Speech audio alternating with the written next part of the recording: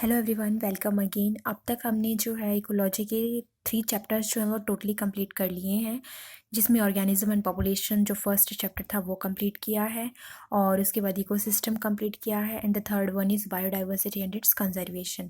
Now the topic of this video is environmental issue, that is the last chapter of ecology. तो आज की हम इस video में जो एनवायरमेंटल इशू पढ़ेंगे उसमें हम डिफरेंट टाइप के पॉल्यूटेंट्स के बारे में पढ़ेंगे, कितनी टाइप का पोल्यूशन होता है वो पढ़ेंगे और किस तरीके से वो पोल्यूशन होता है, उसको प्रिवेंट करने के लिए क्या क्या ऑप्शन है वो सब हम स्टडी करेंगे अब आने वाले इस चैप्टर में। उसके अलावा हम ग्रीन हाउस इफेक्ट के बारे में पढ़ेंगे, ग्लोबल वार्मिंग के बारे में पढ़ेंगे। तो ये सब जो है हम इस चैप्टर में स्टडी करेंगे। ये सारे इश्यूज़ जो हैं वो एनवायरनमेंट से रिलेटेड हैं, that's why the chapter name is environmental issue. तो इस चैप्टर में हम टोटली जो है 3 टाइप के पोल्यूशन के बारे में पढ़ेंगे mainly, that is air pollution, water pollution and soil pollution. But उसके अलावा भी हम कुछ टाइप के पोल्यूशन पढ़ेंगे like radio active pollution, noise pollution which is included under air pollution, और ई वेस्ट के बारे में पढ़ेंगे और किस तरीके से सैनिटाइजेशन जो है किया गया है चीज़ों को लेके, किस तरीके से एनवायरनमेंट को प्रोटेक्ट करने के लिए बहुत सारी स्ट्रेटजीज़ फॉलो की गई हैं। बहुत सारे जो लोग हैं उन्होंने अपना कंट्रीब्यूशन दिया है एनवायरनमेंट को सेव करने के लिए, एनवायरनमेंट को प्रोटेक्ट करने के लिए। तो वो जो केस स्टडीज़ हैं वो भी हम यहाँ पर रीड आउट करेंगे। तो जैसे कि अब तक हम करते रहे हैं, एक बार इस चैप्टर को कंप्लीट होने के बाद आप एनसीईआरटी की रीडिंग ज़रूर लेना और उससे रिलेटेड क्वेश्चन करना। डेफिनेटली वो जो सारे क्वेश्चंस हैं वो आपके बन जाएंगे। और ये टॉपिक जो है बहुत ईजी है, बहुत ही ब्यूटीफुल चैप्टर है ये, एक बार इसको अच्छे से थॉरोली रीड कर लेना। तो स्टार्ट करते हैं। एनवायरमेंटल इशू में सबसे पहले हम पढ़ेंगे पॉल्यूशन। तो पॉल्यूशन बेसिकली है क्या? देखो, अगर कोई भी कंडीशन बहुत अच्छे से चल रही है किसी भी एनवायरनमेंट की, तो हम बोलते हैं कि हमारा एनवायरनमेंट जो है वो टोटली हेल्दी है। बट अगर वहाँ पर किसी भी तरह का अनडिज़ायरेबल चेंज हो जाता है, जो या तो उसकी फिज़िकल प्रॉपर्टी में हो, या उसकी केमिकल में हो, या उसकी बायोलॉजिकल प्रॉपर्टी से रिलेटेड हो, तो ऐसे अनडिज़ायरेबल चेंज जो होते हैं वो पोल्यूशन क्रिएट कर देते हैं। वो एक तरह से जो है एनवायरनमेंट को अनहेल्दी बना देते हैं। तो इस तरीके के कोई भी जो जो मतलब पार्टिकुलेट होते हैं, जो पोल्यूशन, जो अनडिज़ायरेबल चेंज करते हैं एनवायरनमेंट में, उनको पॉल्यूटेंट बोलते हैं। और उन पॉल्यूटेंट की वजह से जो एनवायरनमेंट अनहेल्दी होता है, जो एनवायरनमेंट में अनडिज़ायरेबल चेंज आता है, तो उसे पॉल्यूशन बोलते हैं।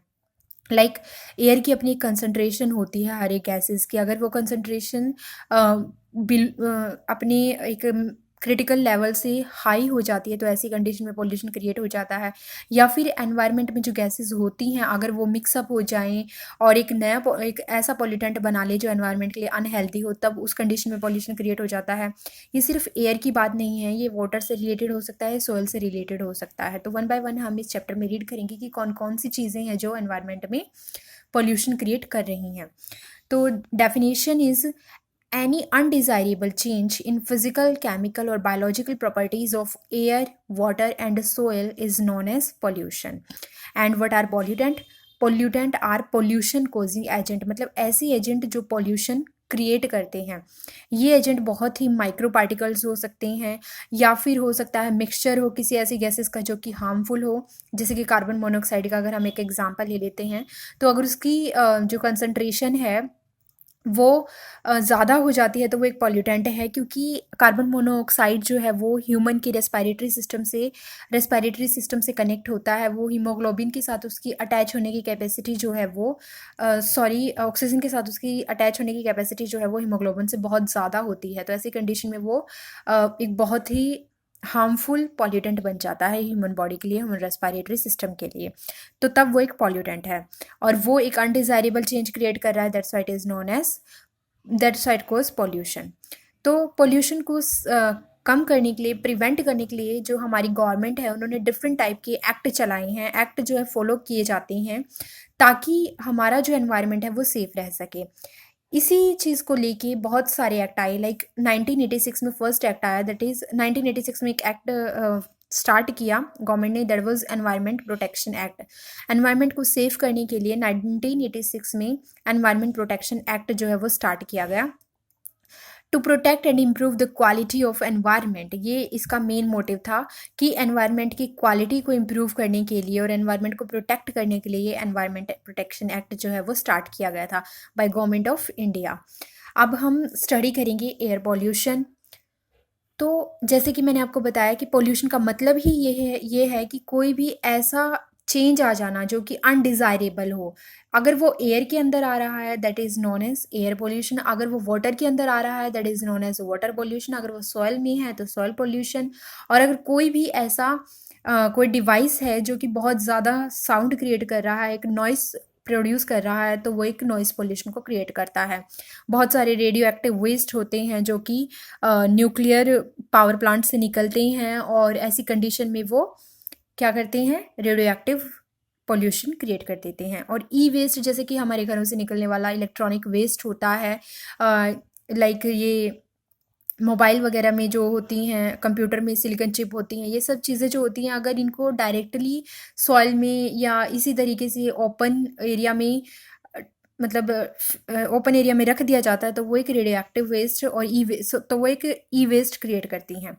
तो एयर पोल्यूशन के बारे में भी हम बात करेंगे। तो air pollution is undesirable change in properties of air. तो एयर में जब सबसे पहले अनडिज़ायरेबल चेंज आया तो वो एयर पोल्यूशन क्रिएट करता है।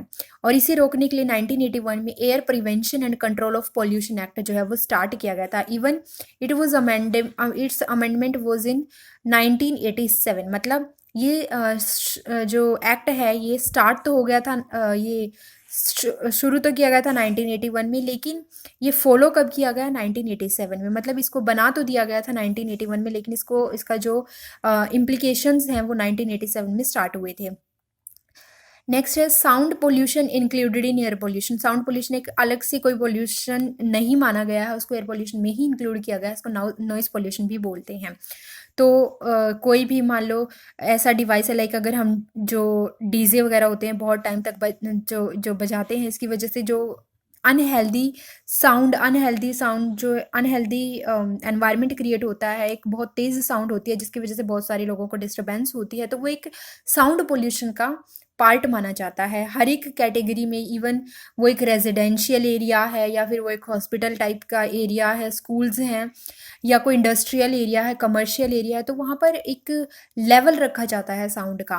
वो साउंड को जो है मेनली एक यूनिट में मेज़र किया जाता है दैट इज़ डेसिबल।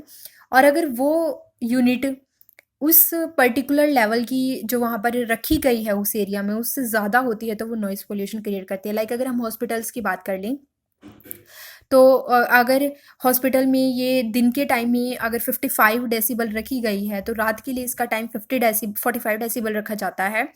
तो एक लेवल है वहाँ पर, अगर इस लेवल से ज़्यादा साउंड होती है तो वो एक नॉइज़ पोल्यूशन का पार्ट होती है। इसी तरह अगर इंडस्ट्रियल एरिया में लाइक अगर दिन के टाइम 75 डेसिबल है, रात के टाइम उसको 70 डेसिबल रखा गया, तो अगर उससे ज़्यादा नॉइस वहाँ पर हो रहा है रात के टाइम पे तो उसको हम साउंड पोल्यूशन में इंक्लूड करते हैं। तो ये एक मिनिमम लेवल है जो गवर्नमेंट ने डिसाइड कर दिया है कि डिफरेंट एरियाज़ में डिफरेंट डेसिबल जो रहेगा एक साउंड का, बस वो उतना ही रहना चाहिए, उससे ज़्यादा नहीं होना चाहिए, otherwise it can create pollution. तो sound pollution included in air pollution, तो ये इसका एक पार्ट है। अब एयर के कौन कौन से पॉल्यूटेंट हो सकते हैं? एयर में 2 टाइप के पॉल्यूटेंट हो सकते हैं, वो गैसियस पॉल्यूटेंट भी हो सकते हैं, पार्टिकुलेट टाइप के भी हो सकते हैं। पार्टिकुलेट मैटर मतलब ऐसे पार्टिकल्स जो कि जिनका डायमीटर जो है वो कम होता है, लेस देन 10 माइक्रोमीटर हो सकता है या फिर हो सकता है मोर देन 10 माइक्रोमीटर है। अगर वो मोर देन 10 माइक्रोमीटर है तो वो सस्पेंड नहीं होते हैं पार्टिकल, वो सेटल डाउन हो जाते हैं।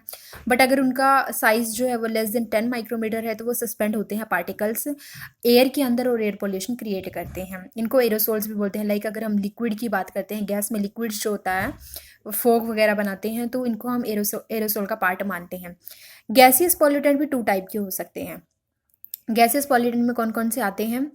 एक आता है primary pollutant and the next one is secondary pollutant. आज जो है मैं इसका ब्रॉड वे में बता दूंगी, लेकिन नेक्स्ट वीडियो में हम ब्रीफली डिस्क्राइब करेंगे कि प्राइमरी पॉल्यूटेंट कौन से होते हैं, सेकेंडरी पॉल्यूटेंट कौन से होते हैं।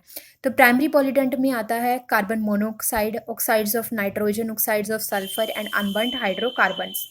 And secondary pollutants included Los Angeles smog, photochemical smog, London smog, is also known as classical smoke and acid rain.